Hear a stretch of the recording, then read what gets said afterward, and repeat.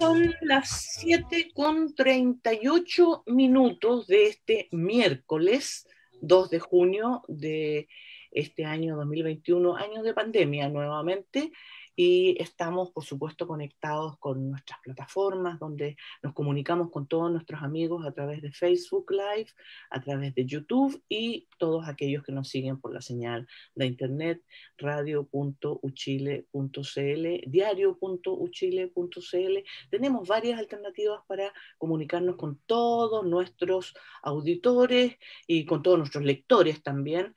Así que continúe con nosotros, no se despegue de esta sintonía.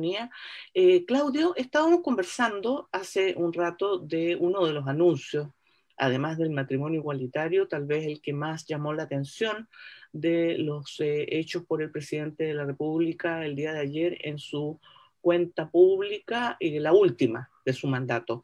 Se refiere justamente al tema de derechos humanos. Si bien no pidió perdón, por lo menos hubo un reconocimiento de que había habido violaciones de derechos humanos. Anunció la creación de una fiscalía de derechos humanos y además anunció más recursos para el Instituto Nacional de Derechos Humanos y para la Defensoría de la Niñez.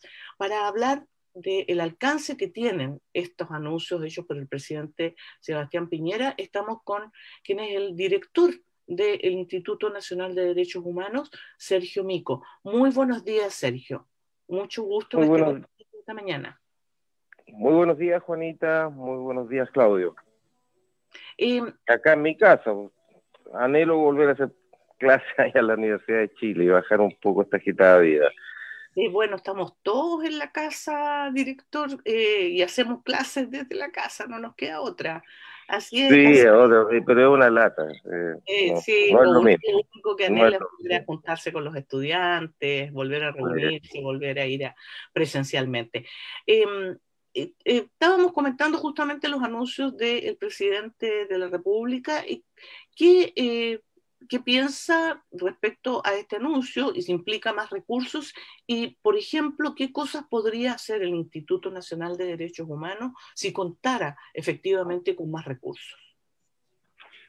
Bueno, esto ya es una larga historia. En primer lugar, bueno, tú hiciste mención al perdón. El presidente de la República dijo en la Asamblea de las Naciones Unidas que en Chile no iba a haber impunidad. ¿Ya? A pesar de eso, el Estado de Chile, nosotros así lo denunciamos en enero de este año, que por las medidas que no se estaban tomando estábamos más cerca de la impunidad que de la verdad, y por eso nos parece de la mayor importancia hoy día y con justicia valorar las medidas que tú has señalado. Mira, me quiero inmediatamente meter en el tema de los recursos, ¿no? Para que quede claro, nosotros el año pasado, con el apoyo de todas las bancadas, pedimos un recursos extraordinarios y básicamente Juanita y Claudio son para dos cosas. Nosotros tenemos que mantener un equipo de abogados y abogadas que son las que sostienen 2.917 causas judiciales. Y además nosotros tenemos una política de acompañamiento de víctimas. Hemos estado con 2.200 de ellas y ahí también hemos contratado que durante un año y medio más del 60%, que parezca increíble, Juanita, Claudio, todavía no toman declaración. Es cierto que está de la pandemia de por medio, pero acá nosotros tenemos un deber institucional. Entonces quiero dejar muy claro lo que significa recursos para el instituto es para personas que están directamente trabajando con las víctimas. Sergio, vimos durante los meses del... Buenos días también para usted. Vimos durante los meses posteriores al estallido social el trabajo del Instituto Nacional de Derechos Humanos en terreno, como todos ahí en el instituto tuvieron que realizar muchas funciones al mismo tiempo, abogados que al mismo tiempo eran observadores, que acompañaban también a las personas que eran detenidas a las distintas comisarías, después tenían que hacer el trabajo propio que se realiza en el instituto ahí en las mismas dependencias del INDH. Entonces, durante ese periodo quedó de manifiesto la forma en la cual trabaja el instituto, todo el esfuerzo que realizan para maximizar los recursos limitados que tenían también en ese instante. ¿Basta con esta inyección de recursos que se anunció por parte del Ejecutivo para potenciar finalmente la institucionalidad en la materia, o se requieren también otras medidas? Así yo te diría, bueno, Claudio, gracias por el reconocimiento. Mira, son 182 funcionarios y funcionarias, somos 182 a lo largo del país, que realizamos 340 observaciones de marcha, estuvimos con más de 13.000 personas detenidas en recintos policiales y más de 6.000 contactos con los heridos en más de 60 recintos de salud que visitamos. Así que se trata de un enorme esfuerzo donde nuestros funcionarios también han sufrido en algunos casos ataques, y por lo tanto nosotros tenemos también una política de fortalecimiento de todo ese trabajo, y evidentemente ahí los recursos económicos y también yo te diría la asistencia profesional son indispensables. No es fácil hacer este trabajo así es imposible hacer este trabajo sin, por ejemplo, tener un acompañamiento de cuidado, en fin, y medidas laborales y de seguridad superiores. Eso lo necesitamos. Pero Claudio, Juanita, el instituto, cada uno de sus funcionarios y funcionarias con sus recursos limitados, que por cierto son del Estado, queremos concentrarlo en víctimas y en los procesos judiciales, donde las víctimas van a lo menos recibir la reparación de que se sepa la verdad de lo que les ocurrió, a lo menos. Sergio, se anunció también la creación de una Fiscalía de Derechos Humanos. ¿En qué medida la existencia de esta Fiscalía podría ayudar a efectivamente acelerar los procesos que están pendientes, que avancen, ¿no es cierto?, las querellas presentadas? Las fiscalías actuales no han hecho el trabajo porque simplemente no tienen tiempo, y con esta fiscalía podría acelerarse y mejorarse la situación, o hay otro tipo de situaciones que están influyendo en que no se haya avanzado en estos procesos. Mira, Juanita, en primer lugar, ya había un debate nacional sobre la eficacia de nuestro sistema de justicia penal. Por la opinión pública, por ejemplo, portonazo. En segundo lugar, esto obviamente se agravó con la crisis social. Fueron 9.000 denuncias de violencia institucional y más de 30.000 denuncias de violencia particulares. Esto aún se agravó más con la pandemia. Y sin embargo, Chile tiene un deber preferente a nivel internacional y también yo te diría a nivel ético nacional de estar encima de los procesos de investigación, juzgamiento y sanción de los delitos de violación a los derechos humanos. Ahora, te agradezco la pregunta porque nosotros estamos contentos con la creación de una fiscalía especializada, pero no podemos esperar a que ella esté en pleno funcionamiento. Es hoy día que hay que nombrar más fiscales especializados, hay que poner más recursos en URAVIT, que es la institución que tiene que estar con las víctimas ahora. Ya hay que fortalecer la unidad de derechos humanos, que entre otras cosas tiene que ver que todas aquellas causas que fueron cerradas, están bien cerradas desde un punto de vista de los estándares de derechos humanos. Entonces ahí también nosotros hemos valorado estas medidas, pero es ahora que hay que inyectar más recursos, poner más profesionales y más voluntad política, porque acá hay que dictar leyes, acá hay que sacar circulares, dictámenes dentro del Poder Judicial, la Fiscalía, para acelerar los procesos. Siguiendo esa línea, Sergio, ¿qué se puede decir respecto de la formación precisamente de los fiscales? Pensando también en esta nueva Fiscalía de Derechos Humanos que se anunció, pero también respecto de lo que usted mencionaba, que no se puede esperar a que esté en marcha esta Fiscalía, sino que hay que empezar a optimizar el tema desde ahora, porque una de las críticas que existe es que precisamente no hay formación en derechos humanos por parte de los fiscales, o si la hay, es muy escasa, y eso se ha notado respecto de cómo han ido avanzando las causas. Bueno, la Unidad de Derechos Humanos, la Fiscalía, ha hecho un enorme esfuerzo de capacitación en funcionarios de la Fiscalía. pero evidentemente acá hay un esfuerzo adicional enorme. Te voy a poner algunos ejemplos que también afectan al Poder Judicial.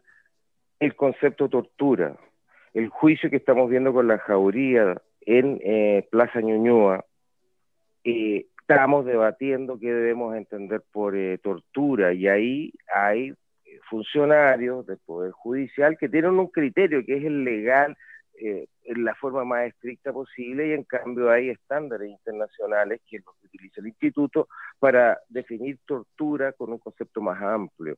En segundo lugar, evidentemente, estar con las víctimas de violación a los derechos humanos supone una formación especial. Es decir, cuando tú quieres aplicar procedimientos normales, que llega un director de la PDI, un funcionario de la PDI, o cuando son carabineros los que van a ponerse en contacto con las víctimas de agentes del Estado, entonces, bueno, ahí también tenemos un segundo problema que es bastante evidente. Por lo tanto, yo te diría que, claro, hay que hacer un esfuerzo de capacitación muy grande en esta materia. Y es una de las funciones que dijo el fiscal nacional que tenía que realizar en forma reforzada, son justamente, esto es parte de la unidad de derechos humanos que ya existe en la Fiscalía y que hay que fortalecer ahora y no mañana.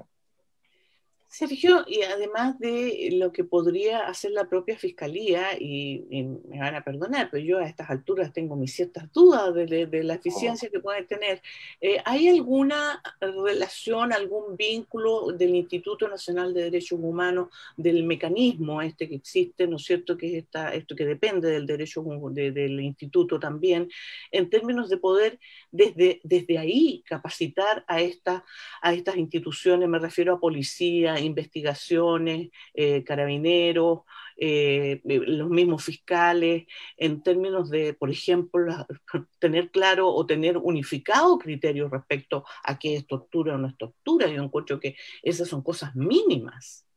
Claro. Sí, Juanita, yo ahí te diría primero que el mecanismo de prevención de la tortura es el Instituto Nacional de Derechos Humanos.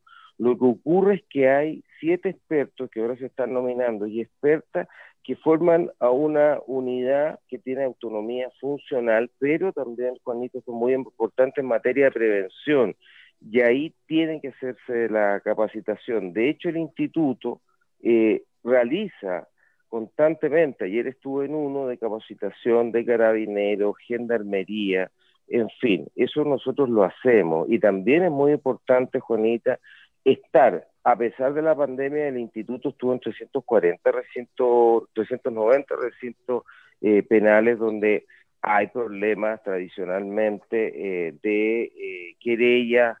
Los casos de querella normalmente los presentamos por tortura en los recintos de gendarmería, en los recintos penitenciarios. Ahora, ahí yo te diría que tenemos que hacer un esfuerzo redoblado.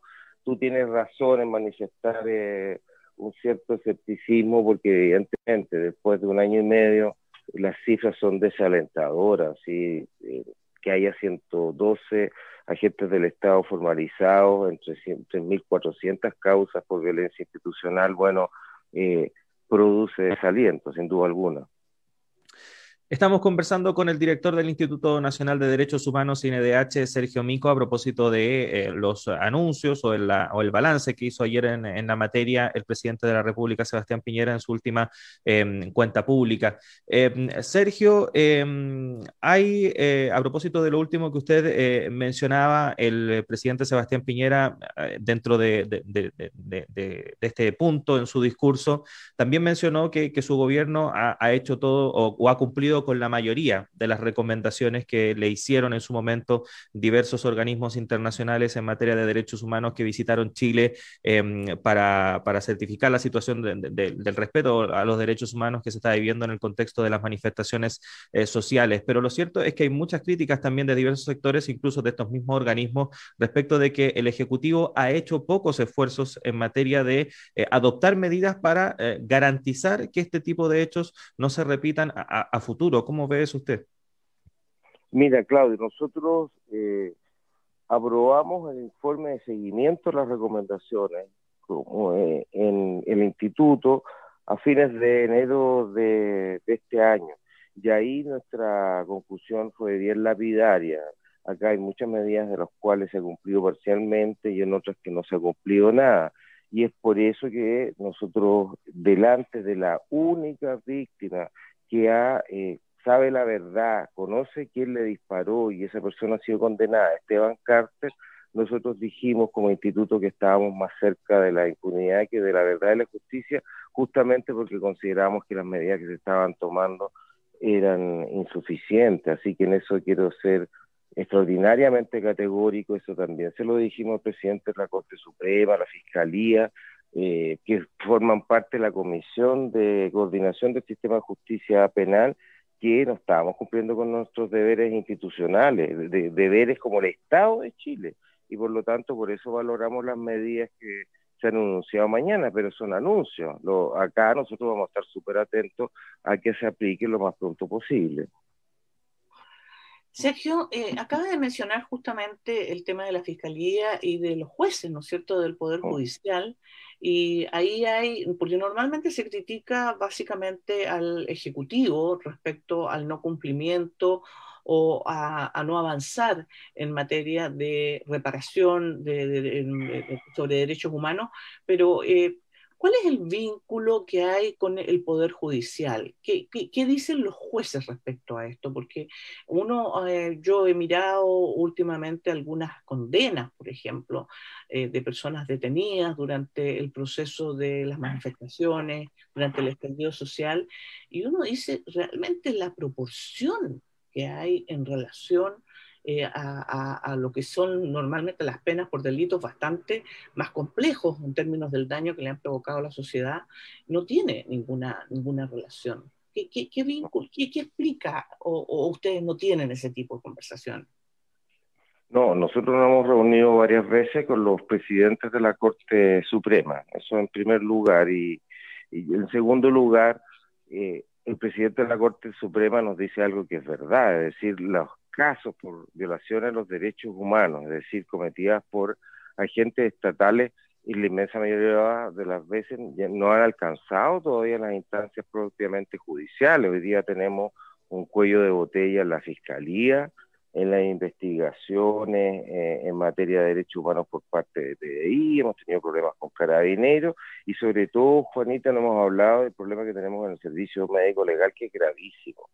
Nosotros hemos pedido 650 procedimientos de lo que se llama el protocolo de Estambul para ver cuál es la magnitud del daño físico y mental que se produjo a las personas que nosotros consideramos que sufrieron graves atentados a su integridad física y psicológica, tratos crueles, inhumanos y degradantes, incluso tortura, y de esas 650 personas a nosotros nos declararon que solo 150 habían recibido la atención debida por el sistema médico legal, pero yo no quiero volver al Poder Judicial, todavía no llegan estos juicios. Acá el cuello de botella está radicado acá, pero lo que es clave con el Poder Judicial, yo te diría, es primero todo lo que se haga en capacitación para informar la mayor exigencia de los estándares internacionales que le impone el Estado de Chile en estas materias, y en segundo lugar ponerle prioridad a las causas cuando empiecen a llenar o llegar, porque si no, el retraso que ya se produjo, Juanita, Claudio, por producto de la pandemia, va a significar que se van a retrasar aún más los procesos de violación a los derechos humanos, y tú, como lo señalas, Juanita, acá el criterio de que hay que cumplir un deber preferente, porque fueron agentes del Estado los que atentaron gravemente contra la dignidad de la persona, tienen que tratarse en forma preferente. Y por último, como las personas detenidas por violencia de particulares durante la crisis social, muchos casos de ellos fueron identificados, fueron detenidos, eso ha significado que hoy día tenemos 5.000 personas formalizadas, ¿ya? Con respecto a, te insisto, 111 funcionarios estatales que están formalizados. Entonces, evidentemente, más allá de la explicación que yo te he dado, es mucho más fácil probar un delito de violencia particular la destrucción, el saqueo de un supermercado, cuando te detienen, obviamente, que la violación de un derecho humano en un calabozo, digamos, evidentemente que esa cifra también llama la atención. Sergio, nos quedan un par de minutos, pero quería preguntarle esto también, porque ayer el presidente Sebastián Piñera, bueno, reiteró que en Chile no hay presos políticos y se mostró contrario a un proyecto de indulto en la materia, pero no quiero entrar en el tema de qué es preso político o no, porque usted ya también en anteriores entrevistas ha expresado su opinión al respecto, sino acerca de qué hacer en este caso, porque efectivamente, independiente del rótulo que se le pueda poner, hay personas que llevan un año y medio detenidas en prisión preventiva sin que se les haya un juicio o que se realice un juicio justo para determinar si es que efectivamente son culpables o inocentes. ¿Qué hacer en esa materia? Ahora, lo primero, Claudio, es decirte que el instituto es dirigido por 11 personas, ¿eh? Entonces, más allá de las opiniones que emitan yo o no las emita, en este caso nosotros categóricamente hemos dicho como consejo, no vamos a entrar en este debate, porque justamente ¿cuáles acá? Hay tres problemas centrales, ¿ya? El primero, aunque parezca increíble, todavía estamos debatiendo sobre las cifras de cuántas personas son. Nosotros las pedimos el 14 de febrero. Hay una segunda cosa, Claudio, Juanita, que no hasta el día de hoy no tenemos claro. ¿Cuántas, respecto de estas víctimas, a cuántas se le invocó la Ley de Seguridad Interior del Estado? Que evidentemente tiene una connotación política y significa agravar las penas y significa también ser mucho más estricto en conceder la libertad provisional. Y te agrego el tercer problema que tú has señalado. Hoy día 1/3 de las personas que están en regímenes penitenciarios están en prisión preventiva, 1/3. Son gente que no se les dicta una sentencia judicial condenatoria, y en los hechos, como tú señalas, cuando una persona lleva 1 año y medio en la cárcel, evidentemente estamos frente a una verdadera condena. Nosotros esto lo hemos reclamado durante años. Ahora, todo esto se ha agravado evidentemente con las personas que fueron detenidas en el contexto de la crisis social, porque evidentemente ahí ya tienen una connotación que va mucho más allá del caso individual de cada uno de ellos. Quiero agregar otra cosa, que cuando uno está con las mamás de Plaza Colón, que justamente son los jóvenes a los cuales se les han aplicado hasta aquí las penas más graves, tú te encuentras con demandas, por ejemplo, las condiciones penitenciarias de ellos, en fin, o cuando salen libres, evidentemente ellos tienen un estigma, sus dificultades para ingresar al mercado laboral o a estudiar. Entonces ahí también yo te diría el tema más amplio aún, y para eso hay que estar con las víctimas, y ahí las cosas se miran distintas. Esto no es simplemente un debate jurídico, conceptual, de proyectos de ley más o menos. Ahora se podrían estar haciendo muchas más cosas. Bien, la verdad es que podríamos seguir hablando. Este es un tema que nos preocupa y sin duda nos duele a todos, pero el tiempo nos pilló. Sergio Mico, el director del Instituto Nacional de Derechos Humanos, muchísimas gracias por haber conversado con nosotros esta mañana. Muchísimas gracias, Juanita y Claudio, y a su disposición. Gracias, Sergio. En mi casa, la Universidad de Chile. Gracias. Chao. Adiós, que esté muy bien.